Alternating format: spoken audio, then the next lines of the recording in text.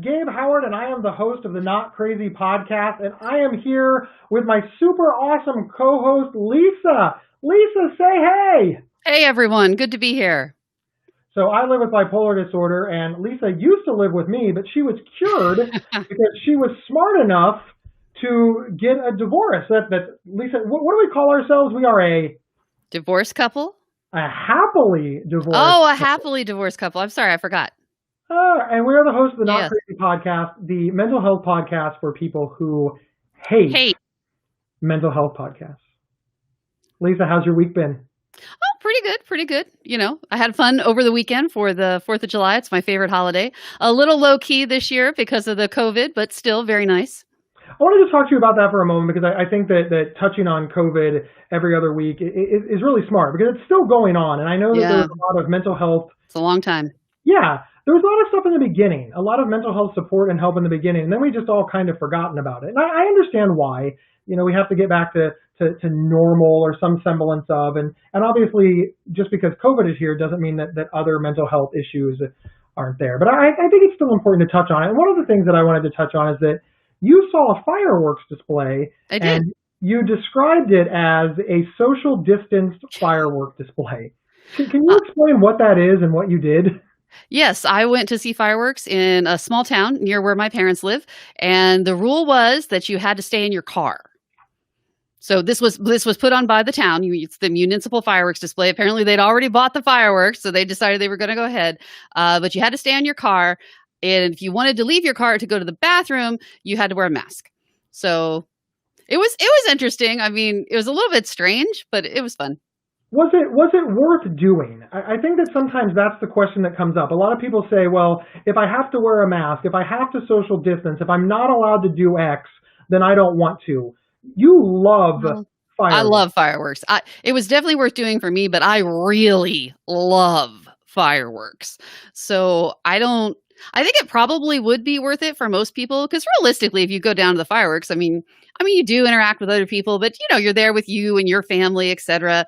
It is a little bit strange to be in your car rather than like out because you feel like, you know, part of it is being outside and everything, but you could open your windows. So, you know, there you go. So Well, yeah, cool. it was definitely worth doing. And especially if that was the only option. And that's really I guess that's really the part that I'm leading up to.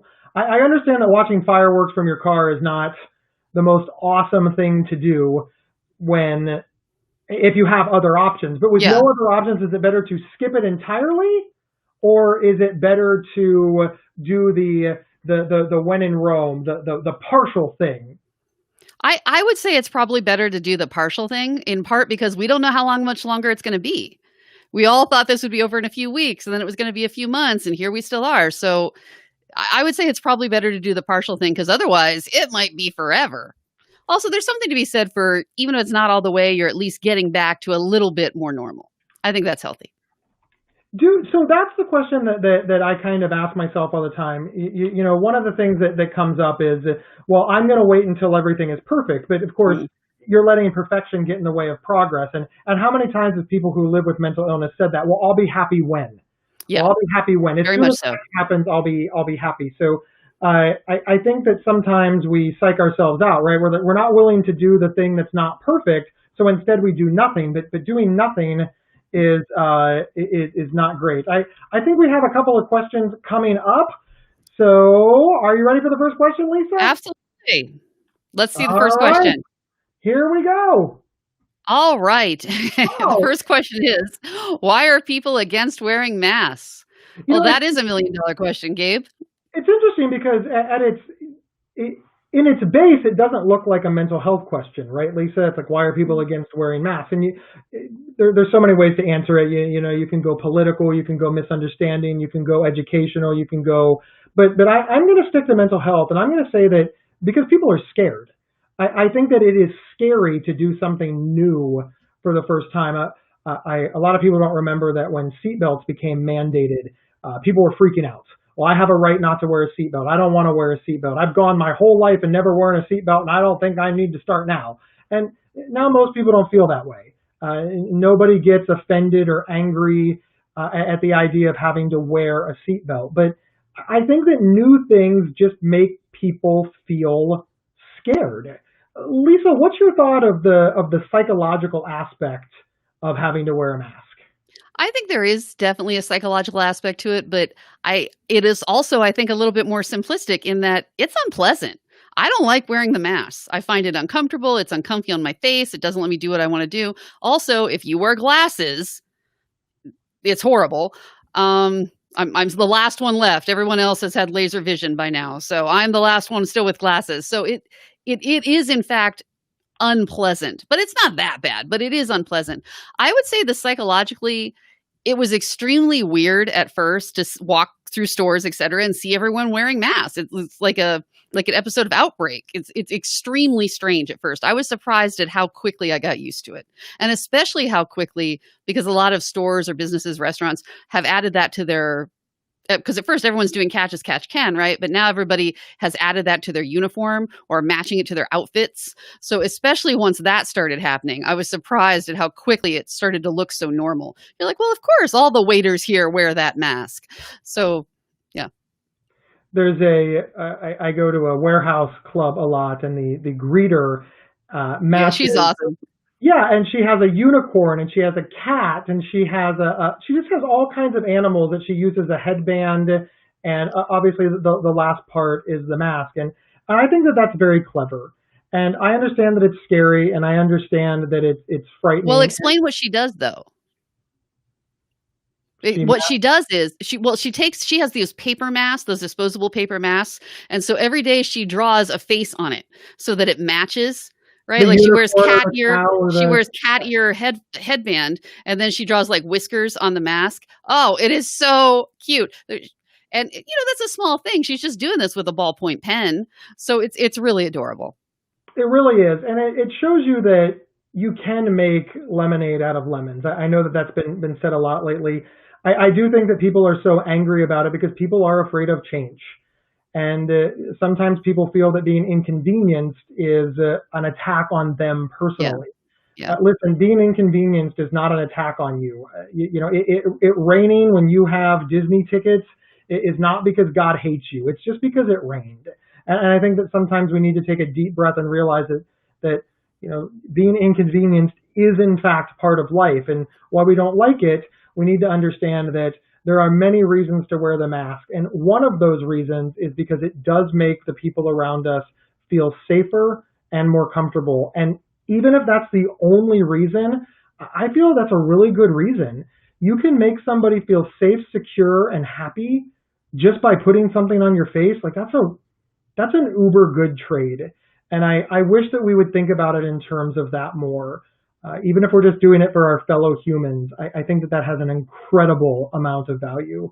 I do believe that the science supports that there are other reasons to wear the mask, but for me personally, it's making somebody who is scared and anxious feel safer and more confident. And I think that has an incredible amount of value. And I hope that people remember that. All right, Lisa, you ready for the next question? Absolutely. Next question. All right. Next question is, what are your tips of surviving the lockdown if you suffer from bipolar? Well, Gabe, what tips have you come up with? I'm gonna throw it back to you real quick. I do live with bipolar disorder, but Lisa, you've been watching me for the Yeah. last 2 months, so I can tell you a lot of things that I do in the trial and error. But Lisa, from your perspective, Hmm. being my friend and support system, what has been the most effective things that you have seen me do, to survive the A hard lockdown? question. That is a hard question. I'm not sure what's been the most effective. As restrictions loosened, you definitely got much, much better. Yeah. Some things that did seem to make you feel better is you started doing a lot of stuff online. You started doing the Zoom chats with like practically everybody you knew. You started doing the Facebook Messenger where you could do the videos with also everybody you knew. That seemed to help a lot because it's a lot different to actually be able to see people than it is to just talk on the phone or email. Let's see what else happened. Again, once things started loosening up, you were the very first person. You were the first person to go back to restaurants. You were the first person to go to the stores once they opened. Let's see, what else have you done? Did I you think think, that it was effective, Lisa? Did you think that I am not an outdoors person, so yeah, I did not go outdoors uh, very often, but I tried. I did try, and it was frustrating for me to walk around the block. But even though I was frustrated, do you think that there was a benefit in me doing that? Yeah, Or, definitely. I think there was a benefit, if for no other reason than it was a distraction.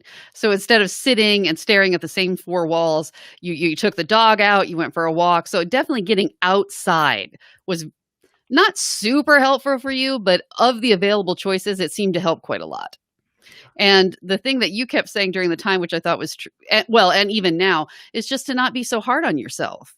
Because everyone has all this, oh, well, now that I'm at home, I can renovate my bathroom or whatever. Well, if you're just making it until the next day, that's okay too. You don't have to have this grand goal. So I think once you gave up on that and tried to just be like, okay, let's get through this, I think that helped a lot. And of course, like you said, you have to substitute your previous routine with the new routine. So you did try to come up with things that you could do on a continuous basis. and that was my final question. One of the things that I got some flack for is before the pandemic, I would get up every morning and I would drive to the local fast food restaurant, and I would get caffeine. I prefer diet soda. Some people get coffee. It's just a routine that I have working from home. I get up, get dressed, go there, and I get it. Now previously, I would sit there for like an hour, answer emails on my phone, double check Play with your laptop. yeah, play with my laptop, whatever. But of course, that was closed. So I went through the drive-through and I sat in the parking lot. Now a lot of people are like, okay, Gabe, you've lost your mind. You're going through the drive-through. You're getting your drink. You're sitting in the parking lot, and then when you want to refill, you go back through the drive-through and you do this for an hour, but you stay in your car. I understand how that looks weird, but knowing what you know now and sort of in hindsight, and as my friend, I think it was very helpful. I want to be. Well, What was your thought of it? Because you were one of the people that was like, you've got to be kidding me. I did think it was weird. It did seem kind of pointless, but you can't argue with results. I don't think it matters if other people thought it was weird. It worked for you. So there you go. So let's not care about what other people think. It worked for you. So do that. Lisa, thank you so much. I think those are some general tips that, I want to echo what Lisa said, whereas we have to be kind to ourselves. I know that we see on social media about people learning languages and finishing their books and remodeling their bathrooms, but social media is a lie. I just, if you look at my social media, I'm doing so well. Yeah, it's been really tough. There's no picture of me crying in a corner, rocking back and forth, asking them to reopen the Mexican restaurant on my social media, but that absolutely unequivocally happened. So please understand that I think a lot of us have had very low moments during this, and those are not the things that make it onto social media, probably unfortunately. It's not a realistic snapshot of the world. It's a rose-colored glasses snapshot of the world. Lisa, you ready for the next question? Oh, absolutely. Just try to be kind to yourself until we get there. All right. So our next question from John Walker is, how do you deal with the uncertainty of CV-19, the not knowing? That is very difficult. I felt then the whole world is wondering how to do that. The not knowing is the worst part, because if someone said to you, oh, this will be over on X day, on September 1, we're going to be done with this, that would make it so much easier, because then we could all just strap down and prepare to write it out. So that is, for me, the absolute worst part of not knowing when this is going to end.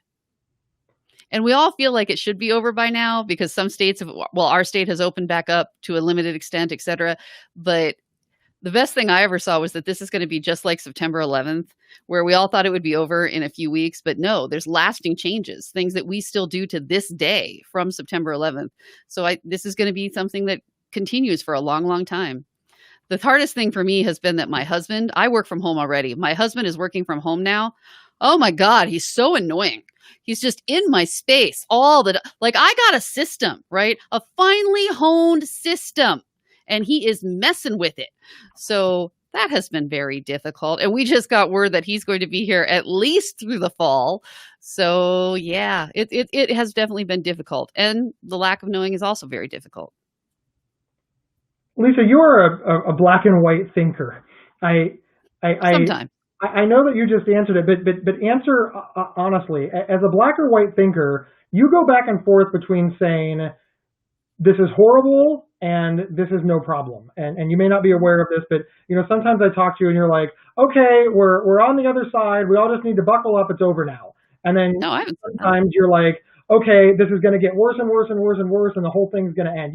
You don't really have a middle ground. Can you talk about the struggle for you? Because I know that you don't want to say that this is no problem because it's a huge problem. But I know that you also don't want to say that this is the worst thing that ever happened because that would be unbearable to live with.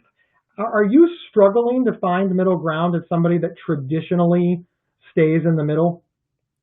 Or I'm sorry, Um, somebody who suffers from black and white thinking and does not like the middle?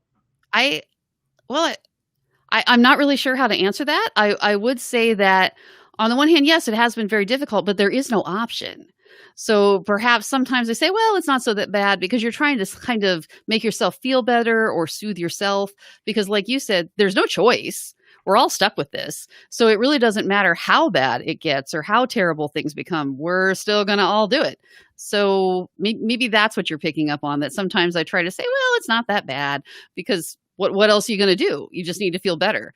I mean, on the mask thing specifically, I find the mask very annoying, but there are other things that I find way more annoying. So on the scheme of things, it's not, you know, hey, a global pandemic, put a piece of cloth on your face. Meh, that's not bad. That's not that bad, all things considered. Um, Lisa, what's more annoying, having to wear the mask or listening to Gabe? Go. it depends. How long do I have to listen to Gabe? Do I have to, how long? I need numbers on this. The How rest long will I of be your doing life, which? forever and always, you are stuck Oh, with me. that's a hard Sorry. one. I might get contacts. Yeah. Dun, dun, dun, dun. You should check out our podcast, the Not Crazy Podcast at psychcentral.com/not Gosh, crazy. not crazy. Hosted by me, co-hosted by Lisa. We do fabulous things. Another question is coming up right now. Ooh, perfect timing, Gabe. It's almost like you had some sort of magic knowledge of that. All right, so our next question is, what are your tips for surviving the lockdown if you live alone? I don't, but I imagine it can't be easy. Yeah. I don't Yeah, live alone either, so yeah. me neither. I don't live alone either. The few people who I know that do live alone spend an awful lot of time calling. Utilizing Zoom, calling, and yeah. Unfortunately, I just don't want to speak to something that I don't have firsthand experience about, and because I don't live alone either. I live with my wife, and I'm very, very fortunate. I would say that some of the same tips do qualify. Go for a walk around the building, socially distance with people. Now that things are starting to open up more, now would be a good time to, meet somebody wearing a mask, sit on a patio, sit 6 feet apart, and, share a coffee and talk. I mean, these are things that, the social distance date will get you more in person. But yeah, these are difficult times, I think, for people that live alone because they don't have somebody to share the burden with. Yeah, it's tough. Again, don't judge yourself, Lisa. Well, just that, you know, our questions is how do you get through this when mental illness is involved, et cetera. And yeah, it is hard. It is hard. And mental illness is definitely a huge factor, but it's hard for everybody. It's not just people with mental illness who are suffering. We're all having a hard time. There's that extra twist to the knife for those of us who are also living with mental illness, but it's difficult for everybody. Everyone is struggling. As for if you live alone, I am glad to be married during this time. It is awfully nice to have someone here with me. I know that they have a lot of those new apps. Like apparently that's a whole thing. They have COVID dating apps. So maybe you should try that. That sounds fun. COVID dating app? How does a That's the COVID thing. dating app? You can't. We're physically distancing. How Well, does? that's the point. You interact, they have like a whole system to interact on your phone and Oh, and like and do the text video and chat and Zoom and. stuff and text and stuff. Yeah. Oh, Yeah. hey, Yeah. Lisa, good, And, excellent tip. you can figure what it is people are doing on the video chat, so that might be entertaining for a while.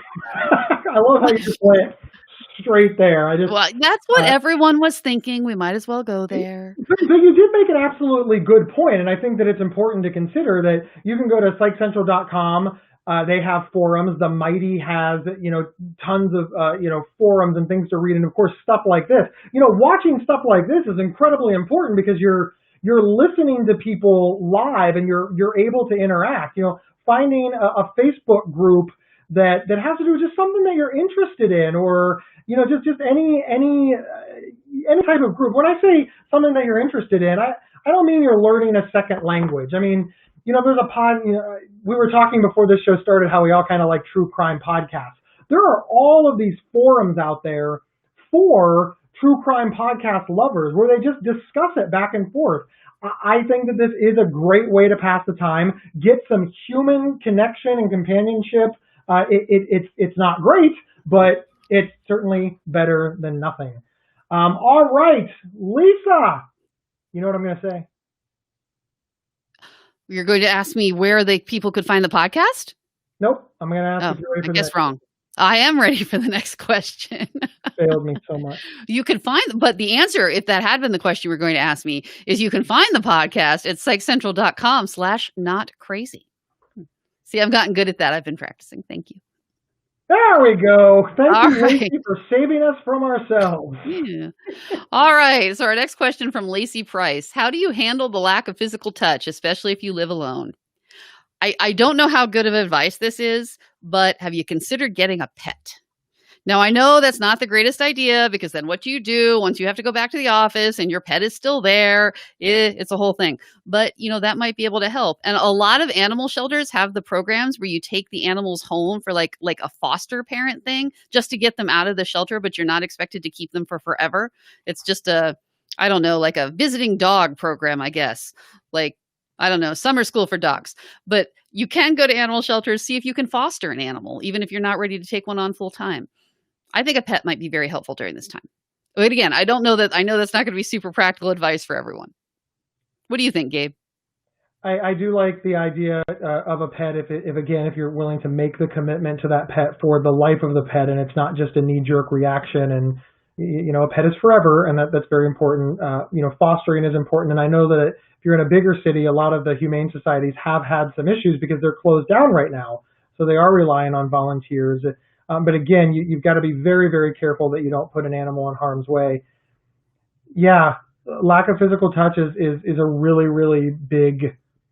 It's a big deal. I would be lost without it, and yeah, I don't have an answer. I mean that's it.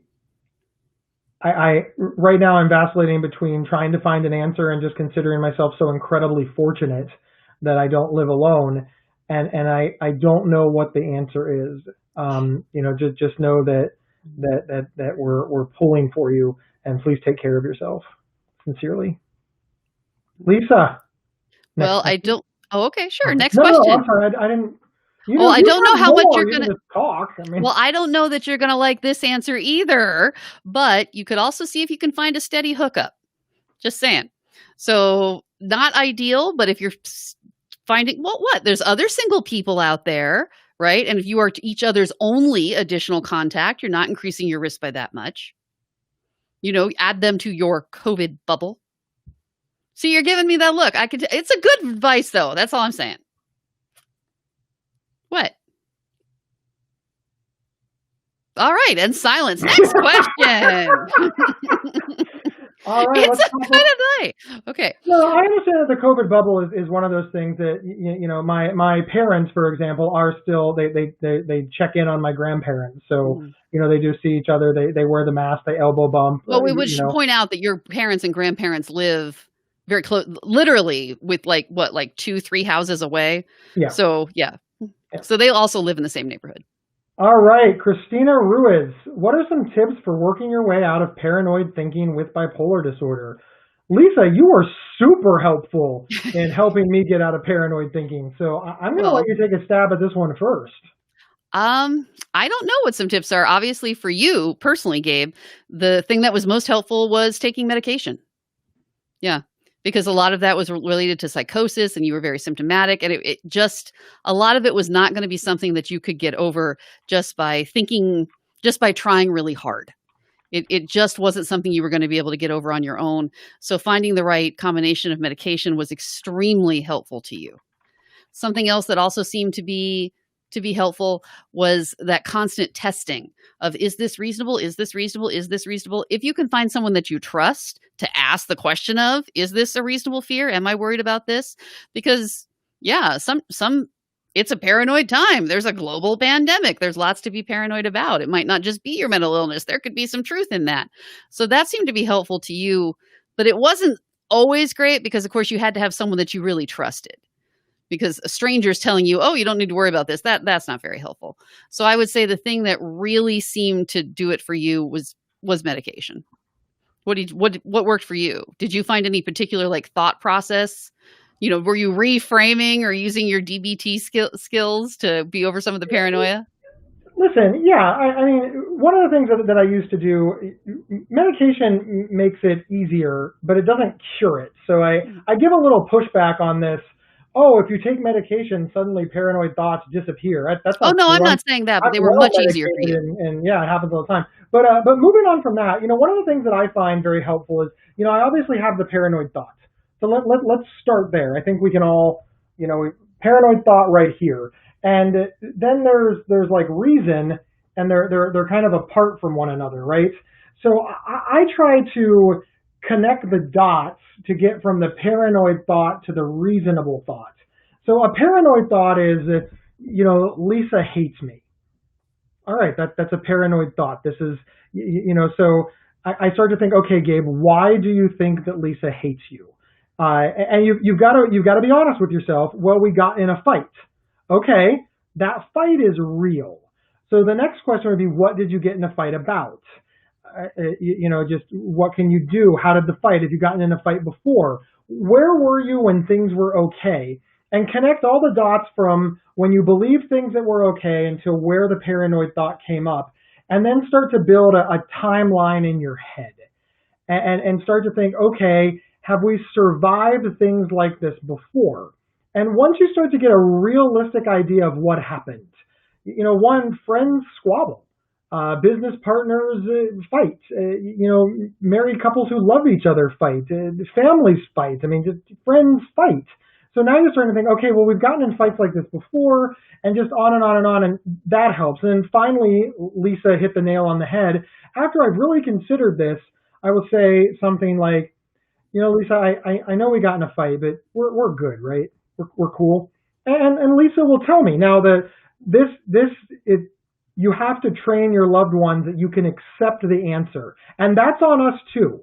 If Lisa says, no, we're not all right, and I go ape shit on her, that's not helpful. If she says, no, we're not all right, I have to take a deep breath and say, okay, why?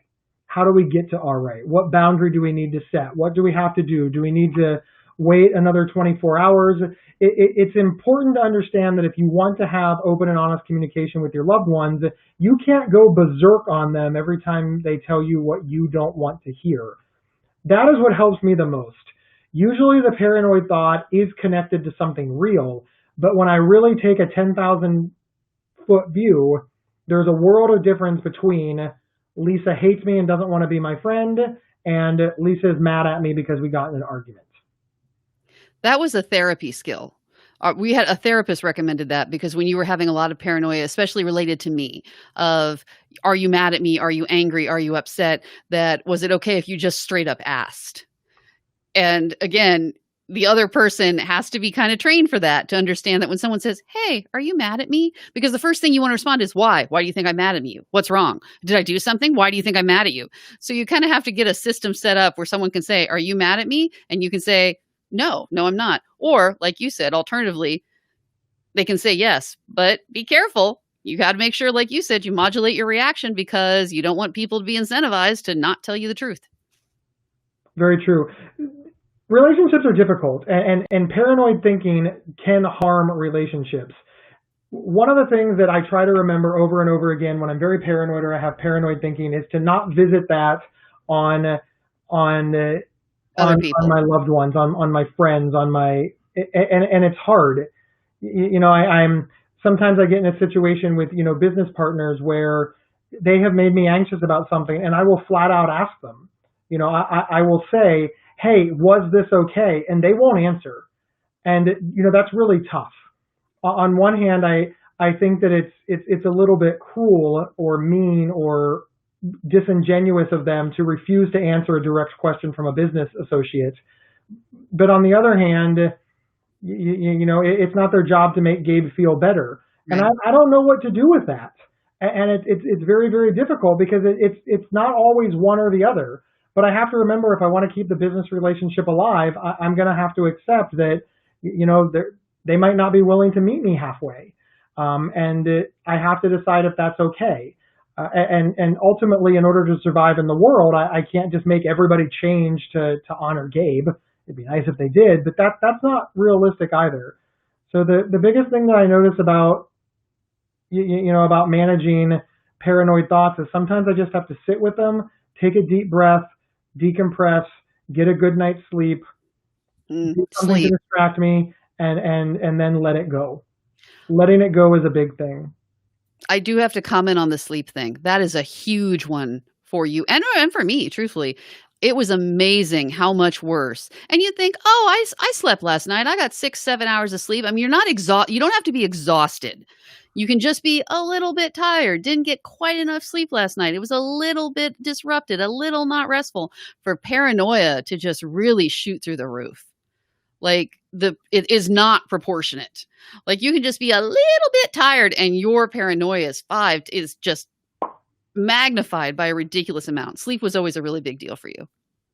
Thank you, thank you, thank you, Lisa. All right, are you ready I am. for the next question? Dun, dun, dun, dun. All right, the next question. Emily Ann asks, have you noticed hand flapping behavior? I have that is similar to people with autism, but could also be anxiety. Do you have any advice? Interesting you should say. This is my fidget. And yes, I personally, because I don't know what it is. It's just sometimes when I feel kind of anxious, it's like moving. There's nothing you can do. You have to move. You can't just sit there quietly. And people are like, oh, just sit there. Be an adult. Just sit quietly. Be cool. No, I can't. And so I noticed that when I got anxious, I was doing all sorts of really annoying stuff. It just anything that was close by, I would fidget with. I'd play with my shirt, just on and on and on. I was annoying myself. For some reason, if you buy one of these toys and you play with it continuously, it doesn't annoy people as much as some of the other behaviors you might do. Why? What's the difference between if I do this or if I do the same thing with a pen? But apparently there's a difference. People let me do this without complaining. And yes, I have totally noticed that. I personally struggle with that, and it gets much, much worse when I'm anxious. Another thing that Lisa does that I think is very clever is that she'll write. She'll just write. Yeah, that's helpful. She'll write down notes.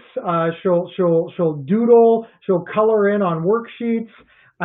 It's just all things that if somebody looks over casually, they're just like, oh, well, she's writing. The important thing is to remember that you want to look like you're paying attention. I want to give one little. Well, I think what you're saying is there a way that I can suppress these thoughts or stop these thoughts or stop doing this? And hey, yes, sure. And definitely try that, make it happen. But sometimes for me, no, and you're the one who told me that actually, Gabe, because I kept saying, well, I'm trying not to. And you said, look, you need to accept that you apparently can't do this. You apparently don't have the ability to stop. So since you're going to do it anyway, let's channel it in a way that is more productive or not as damaging or just better in some way. That was very helpful to me. I was going to say that. Oh, sorry. I'm sorry. I thought I was saying something insightful. No, you were. No, sincerely. That's what I want to say. Sometimes we do these things where we're like, I don't like this habit, or I don't like that habit. The number of people that tell me that I talk too much in any given day is frankly just hurtful. It's just like, why do you think you have the right to comment on the amount that I speak? Am I bothering you in some way? Like, then say that if I'm interrupting you, if I don't give you a chance to talk. But, people are just like, oh, you have a podcast? You talk so much. I'm not asking you to listen to my show. I mean, I'm asking all of you to listen to my show over at psychcentral.com/notcrazy. But, people, they see my social media and they see the podcast the 2 podcasts that I host, or that I'm a speaker, or the number of people that I'm talking to, or all of the write-ups. And it's like, well, you talk a lot. I don't know anybody that talks as much as you. And they say it like it's a negative. My response is, why are you doing that? Like, it's just not cool. It's be happy with who you are. And we all have little quirks. Some people think that I talk too much or that I'm too loud. I think that a lot of people are too quiet. I think that some people are boring. Other people think that I'm boring. We do have to embrace some things about us, not as symptoms of mental illness or mental health issues, but it's just part of our lives. And I think that's a beautiful thing to know that we're all different and that we do all have quirks. If it is interfering with daily activity or harming you in some way, then no, by all means, figure out how to make it better. I don't talk nonstop in a conference because that would drive people nuts. So yeah, you get it. All right, Lisa, you ready for the next question? Absolutely. Let's have our next question. I love how you always say absolutely. Oh, I'm sorry. I should come up with a different thing to say. Why are I you should get apologizing? like, I just told you I liked it. Here's oh, me. oh, I I thought love it that you say absolutely. Here's you. I apologize. I'll never this do it might be again. my paranoia coming into play. No worries though. I'll just start fidgeting harder. That'll work. Well, Okay. What do you suggest for those who are Our next question is, what do you suggest for those who are too scared to leave home? You know, personal story. I have an aunt who is in her 70s, but in good health. And she is just she's terrified. She is so upset by the quarantine and by COVID. And she's just in constant fear. And it is so horrible to watch. And I do understand there's a lot of fear out there, but it's hurting her so much and it's taking so much away from her. And I guess I don't really necessarily have a lot of good advice, but it's very difficult to watch. And there's a lot of people in the same position. There's a lot of people who are just so incredibly scared, and all the conflicting information isn't really helping. It's a very difficult thing. If at all possible, is there someone you can turn to? Is there someone who perhaps can help you get over this fear, who can reassure you that it's not that bad? When you say you're scared to leave home, can you nail down what it is you're scared about? Are you scared of a specific place that you feel is particularly dangerous or might be a particularly difficult situation? Can you narrow it down as much as possible to what specifically you're scared about and try to address that? What do you think, Gabe? I think exactly everything that you just said. I also think that baby steps are like super important. Ooh, good advice. Good And advice. when we talk about leaving home, I think that some people are like, well, I don't want to leave my house and go to a crowded mall or a crowded restaurant or, even like a Walmart or something like that. It's just, there's too many people, too many people. I get that. It's very understandable. Baby steps are extremely important. Maybe for your first outing, just walk around the block. I mean, literally, it is leaving home. You're unlikely to run into people, and if you do, there's lots of ways to social distance. Make your first outing driving to a park if you want to drive somewhere. In some places, they have special hours for people with, older people, but a lot of times they put on there or special needs. They say that, it's for the older people or people with special needs. If you go during those times and you tell them that, you have an illness, no one will question you. You could just go during those times. It will be fine. No worries. yeah. And maybe that makes you feel better because you're around other people who have the same concerns that you do. Right. And, just think about it like that. Go during off-peak hours if you are able to. One of the things that my wife and I have noticed since we're both working from home, we used to go get groceries the same time as most working Americans, evenings, Saturdays. weekends, Saturdays. Now we go during her lunch hour Thursday at 11. Oh my God, is the place empty? It's so empty because a lot of people aren't thinking about shopping then. Try little things like that really early in the morning, really late at night. I think that these are really good tips. It's going to take baby steps to get back to where we were or to whatever the new normal is. And don't be afraid to take those baby steps. If your first outing is going to get gas in your car and you pay at the pump, do it. Maybe your first outing is to literally just drive around, drive into the country and back. Never get out of your car for that hour. Just try to see the world and roll down your windows and see the beauty and reacclimate yourself slowly. I think it is beneficial to our overall mental health and to our longevity and to our happiness and again to our well-being. So please take baby steps and try. And Lisa's ideas are excellent as well. Work with family. things like that. Have a social distance date where you sit 6 inches away, or I'm sorry, 6 feet away from each other on your driveway or parking lot, or something like that. Both stay in your cars. I mean, heck, Lisa watched fireworks from the car. You can certainly park next to each other and yell through the window. Go to the drive-in. Yeah, Our a lot of drive-in is open open showing right second run movies. I thought that was a nice way to kind of ease your way into it. And now. then again, what specifically is your fear? And would it help if you talk to someone more knowledgeable? Would it help if you talk to your doctor who could tell you what your specific, how all of these things are? Because we can all read a website, but that goes for everybody. Would it help if you talk to your doctor or another professional who could give you information about your specific situation, maybe alleviate some of that fear or let you know what is reasonable and what is not? Excellent, excellent, excellent advice, Lisa. All right, are you ready for the next question? Absolutely. Yay! All right. Okay, so Marcia Hale Costa asks us, how do you find energy to do what you do, even just on a daily basis? Gabe has energy to spare. Maybe he could loan you some.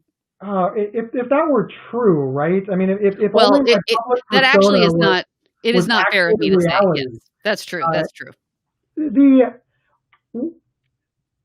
That is unfair to say. And again, you only see part of it. You're not seeing all of it, and you only do this sometimes. You don't in fact do all this every day. Or do I? No, you do Yeah. not.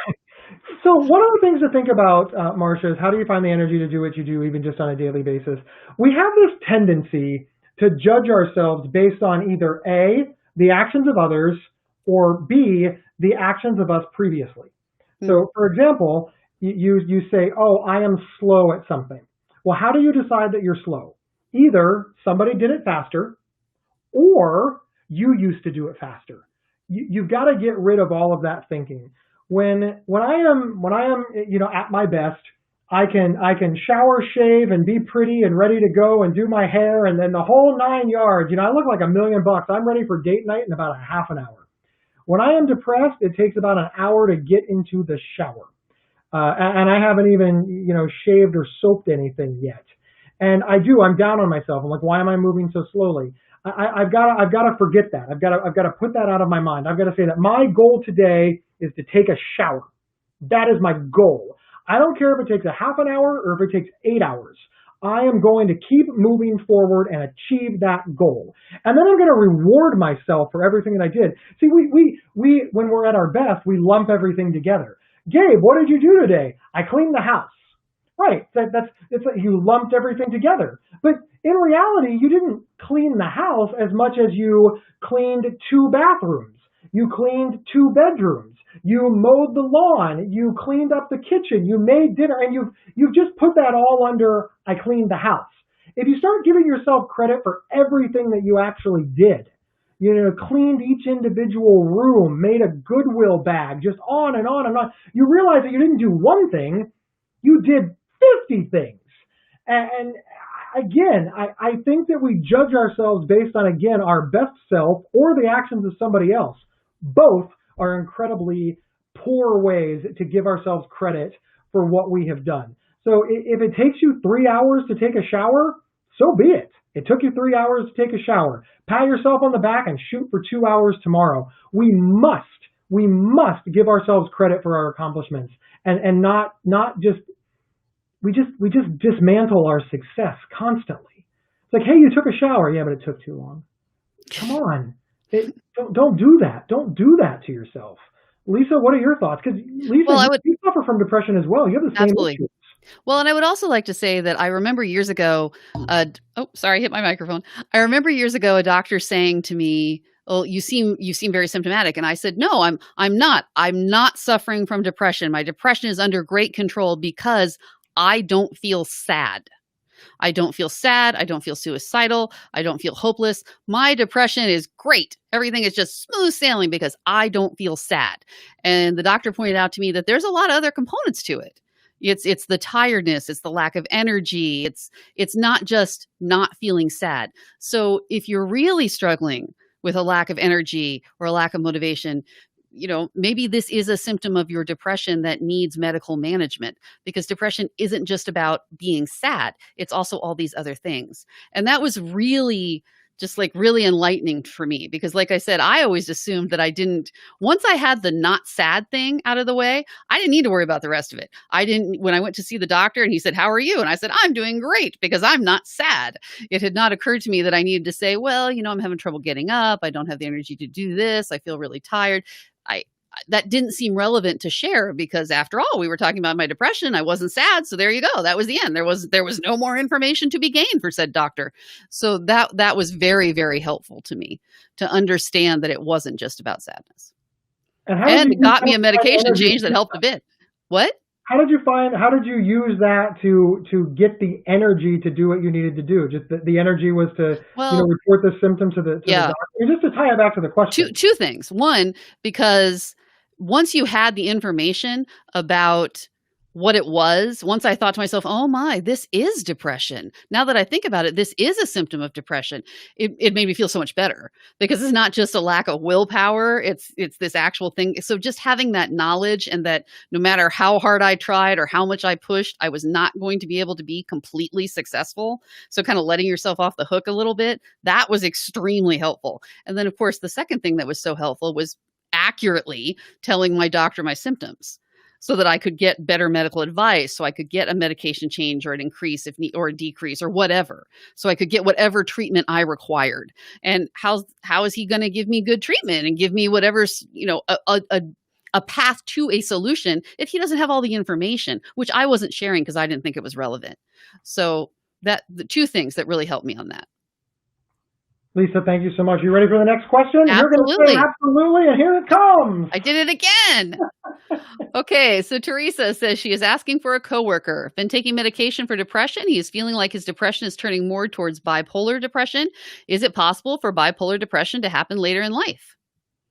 Well, first and foremost, I want to say that we are not doctors. Not doctors. Not doctors, not researchers, not psychologists. It's very important to understand that. I want to say that. The simple answer is yes, because you're not really asking if bipolar disorder can happen later in life. You're really asking if the symptoms can appear later in life, if you can notice them later in life, if they can be diagnosed later in life.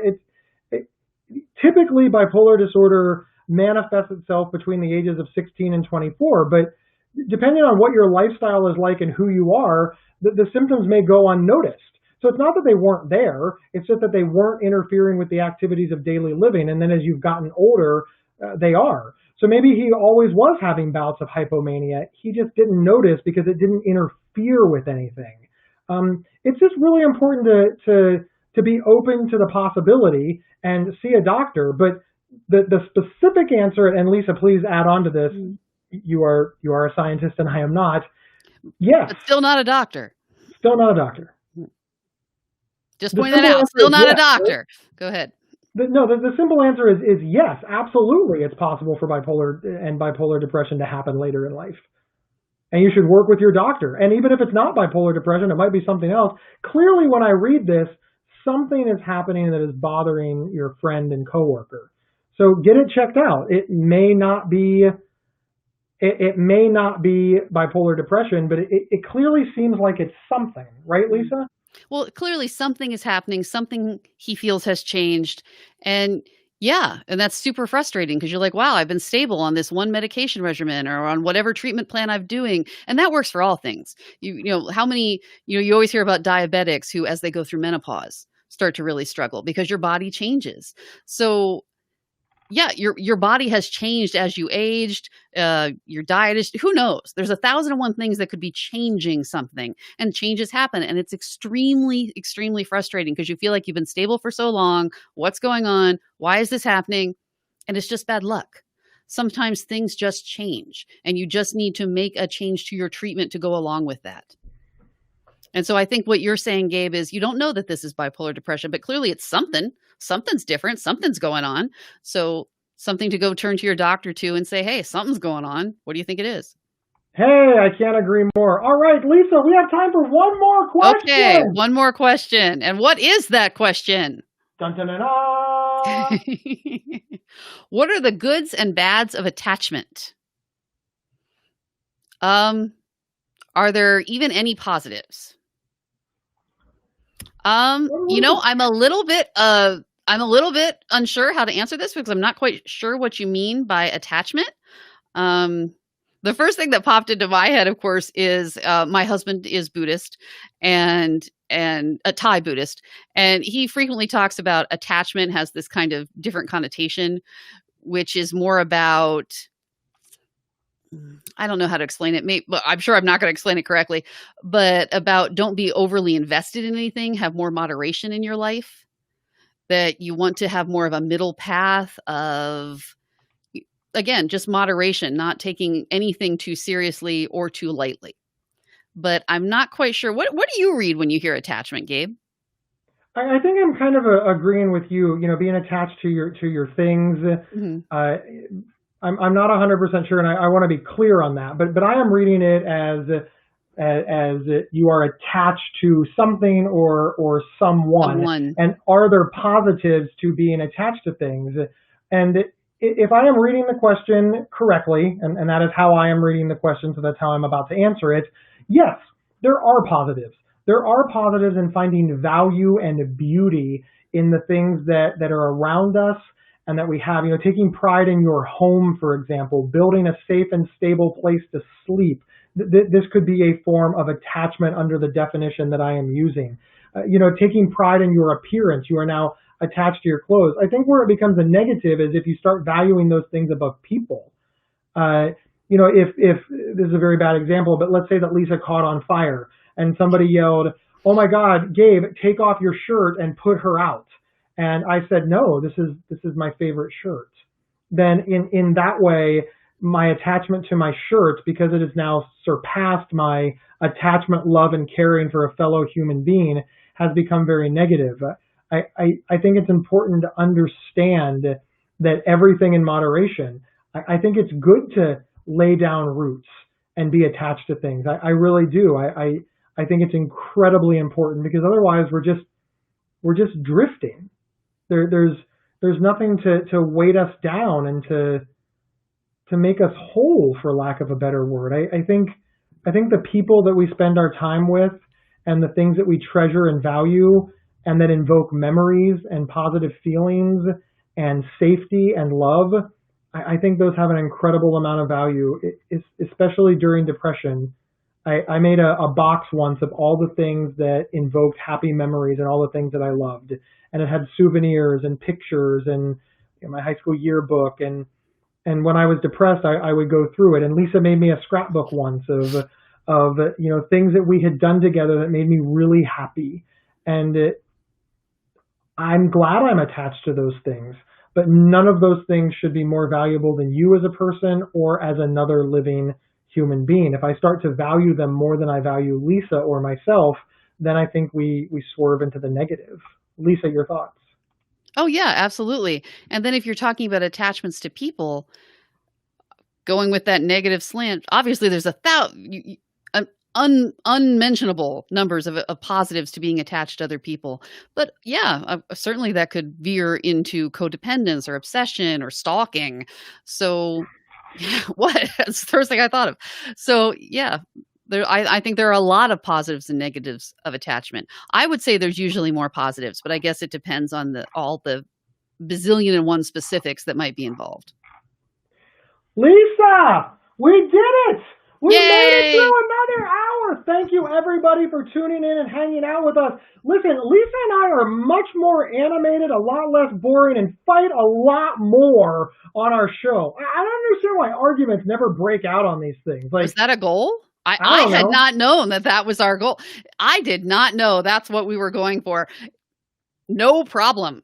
I've got that. You're going to be so impressed next time we do this. I am so ready. We just never disagree on anything for some reason when we're live. But man, the podcast is just us bickering like crazy. Listen, the Not Crazy podcast we found on your favorite podcast player or on psychcentral.com/notcrazy. We cover topics like religion and resting bitch face. And I mean, just anything in pop culture, social media, we want to respond to. And we want to talk about it. Do you have an idea for a show? Hit us up at show@psychcentral.com. We would super, uber, duper appreciate it. Lisa, any parting words for the peoples? You always put me on the spot like that. No, and you took my line. I was supposed to be the one who got to say, go to psychcentral.com/not crazy or on your favorite podcast player. I've been practicing that. You took my line. So yeah, my last word, psychcentral.com/not crazy. Thank you, everybody. We'll see you next time.